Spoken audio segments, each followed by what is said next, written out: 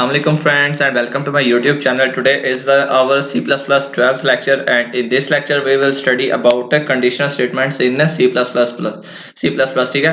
अब जान लेते हैं कि C++ में कौन कौन सी स्टेटमेंट्स जो होती हैं वो कंडीशनल्स होती हैं। सबसे पहले कंडीशनल स्टेटमेंट का इंट्रोडक्शन मैं थोड़ा सा आपको दे देता हूँ। कंडीशनल स्टेटमेंट्स वो होती हैं कि जिनमें कोई कंडीशन लगी होती है। कंडीशन से मुराद कि कोई ऐसा कोई व्यू होता है, ठीक है, कोई ऐसा काम होता है उसके अंदर जिसका हमें श्योरिटी जो होती है वो नहीं होती, तो हम उस पर कंडीशन लगाते हैं कि यहाँ कंडीशन ट्रू होगी, यहाँ कंडीशन फॉल्स होगी, ठीक है, यहाँ तो ये होगा, यहाँ फिर वो होगा, ठीक है। ये इसे कंडीशन कहते हैं। इसकी अगर आपको अंडरस्टैंडिंग नहीं हुई तो आपको एग्जांपल की मदद से मैं इसे करके बताऊंगा, ठीक है। तो कंडीशनल स्टेटमेंट्स की हैं जो टाइप्स हैं हम उन पे चलते हैं, ठीक है। तो 4 कंडीशनल स्टेटमेंट्स होती हैं हमारे पास, ठीक है। ठीक है, if statement, if else statement, if else if statement और स्विच स्टेटमेंट, ठीक है। उसके बाद इनकी नेस्टेड फॉर्म भी आ जाती है, ठीक है। हम वन बाय वन, ठीक है, लेक्चर बाय लेक्चर इनको डिस्कस करेंगे। तो आज का जो हमारा टॉपिक है वो सिर्फ और सिर्फ इफ स्टेटमेंट्स के बारे में है, ठीक है। तो इफ स्टेटमेंट कहते किसे हैं, ठीक है। इफ स्टेटमेंट कहते हैं कि अगर इफ का मतलब होता है अगर ये काम है तो ठीक है, वरना रहने दो, ठीक है। तो इफ खाली यही करता है कि अगर ये काम ठीक है, यानी अगर ये कंडीशन ट्रू है तो फिर ये काम कर दो, ठीक है। तो हम इसको मजीद अंडरस्टैंड करने के लिए इसको जान लेते हैं, ठीक है। सबसे पहले मैं आपको इसका जो सेंटेक्स है इफ स्टेटमेंट का वो मैं बता देता हूं, ठीक है। तो इफ स्टेटमेंट का मेरा जो सेंटेक्स होगा वो क्या होगा, वो मेरा होगा इफ, उसके बाद 2 राउंड ब्रैकेट, उसके बाद करली ब्रैकेट्स जो होगी, इसमें क्या होगा, इसमें जो कोड होगा मेरा, जो बॉडी होगी इफ की, वो आएगी, ठीक है। तो मैं क्या करता हूं, ये जो राउंड ब्रैकेट्स होती हैं इनमें हमारी लगती है कंडीशन, ठीक है। कंडीशन हमारी लगती है इसमें, यानी अगर क्या, कैसे ये कोड वर्क करेगा।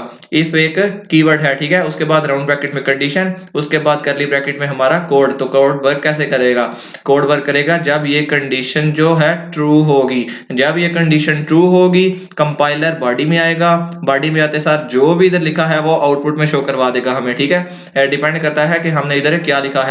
मे भी हो सकता है हमने इसके इफ के अंदर एक और इफ लगाया हो, ठीक है। तो वो बाद में हम देखेंगे, ठीक है। तो अभी के लिए आप सिर्फ इतना जाने, इफ एक कीवर्ड है, उसके बाद हमने कंडीशन राउंड ब्रैकेट में रखनी है। अगर कंडीशन ट्रू हुई तो इसकी बॉडी में कंपाइलर जो है आएगा और सब कुछ आउटपुट में शो कर देगा। अगर कंडीशन फॉल्स हुई तो बॉडी में आने की जरूरत ही नहीं उसे, ठीक है। वो सीधा इस पॉइंट पे पहुंच जाएगा, ठीक है, इस पॉइंट पे, और वो बॉडी में नहीं आएगा। तो हम इसे दोनों तरह करके चेक करते हैं, ठीक है। तो लेट सपोज एन एग्जांपल, हम अपने कंपाइलर को बताते हैं कि भाई कंपाइलर कि हमारे पास जो है, हमारे पास एक 20 है, 29 है, ठीक है, और दूसरा हमारे पास 30 है, ठीक है। लेकिन हम नहीं जानते कि ये 30 जो है 29 से बड़ा है या फिर छोटा है, ठीक है। तो हम क्या करते हैं, हम ये कंडीशन इधर पुट करते हैं। जब कंडीशन हमने पुट करनी है तो हमने लॉजिकल ऑपरेटर्स यूज करने हैं जो हमने पढ़े थे, greater than, less than, equal to, ठीक है।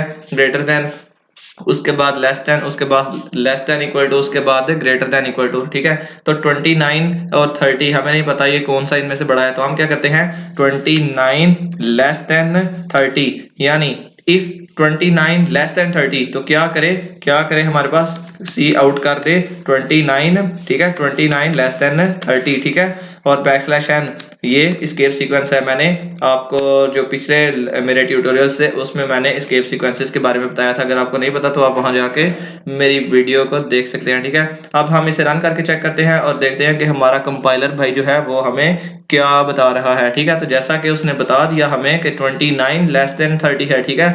इससे क्या मुराद हुआ, ये कैसे हुआ 29 30, तो ये लिखा है, यानी मैंने पहले बताया कि अगर इफ की कंडीशन ट्रू होगी, 29 लेस देन 30 अगर ट्रू है, यानी ये तो ट्रू है, तो फिर वो इसकी बॉडी में आएगा, बॉडी में जो कुछ होगा वो आउटपुट में शो करवा देगा। लेकिन अगर ये कंडीशन फॉल्स हो जाती है, मैं यहाँ पे ग्रेटर देन कर देता हूँ 29 ग्रेटर देन 30, तो ये कंपाइलर जो है यहाँ पे नहीं आएगा बॉडी में, ये आउटपुट में शो नहीं करवाएगा। तो मैं इसको रन करके चेक करता हूँ, ठीक है। तो जैसा कि आप देख रहे हैं कि मेरी आउटपुट में जो है वो कुछ भी शो नहीं हो रहा, ठीक है। तो ये मेरी जो कंडीशंस थी वो फॉल्स हो चुकी है, ठीक है। इसी तरह एक और लॉजिकल ऑपरेटर के बारे में पढ़ते हैं, ग्रेटर देन इक्वल टू, उसके बाद लेस देन इक्वल टू के बारे में पढ़ते हैं। लेस देन इक्वल टू और ग्रेटर देन इक्वल टू दोनों ग्रेटर और लेस देन के जैसे हैं, ठीक है। लेकिन सिर्फ इक्वल टू का साइन ये शो करता है कि अगर इन दोनों में से कोई एक कंडीशन ट्रू हुई तो ये सारा वर्क करेगा। मैं इधर लिखता हूँ 30, ठीक है, मैं 30 कर लेता हूँ। अब अगर मैं करूँ 30 लेस देन 30 तो ये मेरी कंडीशन जो होगी वो फॉल्स हो जाएगी, ठीक है। लेकिन अगर मैं करता हूँ यहाँ पे इक्वल टू 30 लेस देन और इक्वल टू, यानी लेस देन और इक्वल टू, इनमें से अगर एक कंडीशन भी ट्रू हुई तो मेरा ये कोड रन करना स्टार्ट कर देगा, ठीक है।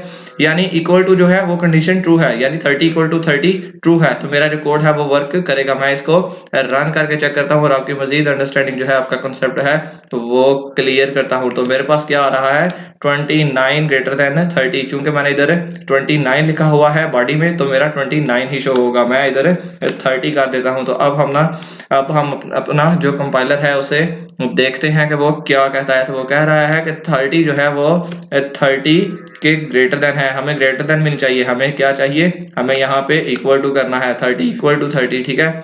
ये कंडीशन ट्रू है। तो अब हम क्या करते हैं, दोबारा से अपना प्रोग्राम रन करते हैं और जैसा कि आप देख रहे हैं कंपाइलर हमें बता रहा है कि 30 जो है 30 के बराबर है, ठीक है। तो ऐसे आप अपनी इफ कंडीशन लगा के चेक कर सकते हैं, ठीक है। तो इफ कंडीशंस के लिए यानी कंडीशन स्टेटमेंट्स के लिए मैं आपको एक प्रोग्राम दिया करूंगा जो आपने अपने कंपाइलर में टाइप करना होगा, ठीक है। तो आपको टाइप करना है कि क्या जो एक स्टूडेंट के, ठीक है, आपको मैं एक प्रोग्राम देने लगा हूँ, ठीक है। एक स्टूडेंट है, ठीक है, स्टूडेंट, ठीक है, स्टूडेंट, ठीक है, having marks in first subject, ठीक है। फर्स्ट सब्जेक्ट में उसके कितने मार्क्स हैं, फर्स्ट सब्जेक्ट में उसके मार्क्स हैं 30, ठीक है। और एंड सेकंड सब्जेक्ट में उसके कितने मार्क्स हैं, ट्वाइस ट्वाइस देन, ठीक है, ट्वाइस देन फर्स्ट सब्जेक्ट, ठीक है। अब ठीक है, अब ट्वाइस देन फर्स्ट सब्जेक्ट, ठीक है। और उसके बाद क्या हमने करना है, उसके बाद आपने करना है, आपने चेक करना है कि अगर उसके जो फर्स्ट सब्जेक्ट है उसका, यानी जो फर्स्ट सब्जेक्ट के मार्क्स ग्रेटर देन है सेकंड सब्जेक्ट के मार्क्स से, ठीक है, तो शो करे फर्स्ट सब्जेक्ट के मार्क्स ग्रेटर देन है सेकंड सब्जेक्ट के मार्क्स, ठीक है। वरना क्या हो, अगर सेकंड सब्जेक्ट के मार्क्स जो हैं वो ग्रेटर देन है फर्स्ट सब्जेक्ट से, ठीक है, तो क्या करे, शो करे सेकंड सब्जेक्ट के जो मार्क्स हैं वो ग्रेटर देन है फर्स्ट सब्जेक्ट से, ठीक है। तो जिसने ये कर लिया वो कमेंट में अपना जो कोड हो सके तो वो टाइप कर दे, वरना यस और नो से आंसर कर दे। तो ये था हमारा आज का लेक्चर जो सिर्फ इफ कंडीशन जो है उसके ऊपर उसके ऊपर मुश्तमिल था, ठीक है। और नेक्स्ट लेक्चर में हम नेस्टेड इफ स्टेटमेंट के बारे में अंडरस्टैंड करेंगे, ठीक है। तो वीडियो को लाइक करें अगर अच्छी लगी है, ठीक है। चैनल को सब्सक्राइब करें और साथ में बेल आइकन का बटन प्रेस करें ताकि मेरे आने वाली जो तमाम C++ के वीडियोस हैं, तमाम मेरे जो लेक्चर्स हैं आप वो ले सकें। Thank you very much, see you in the next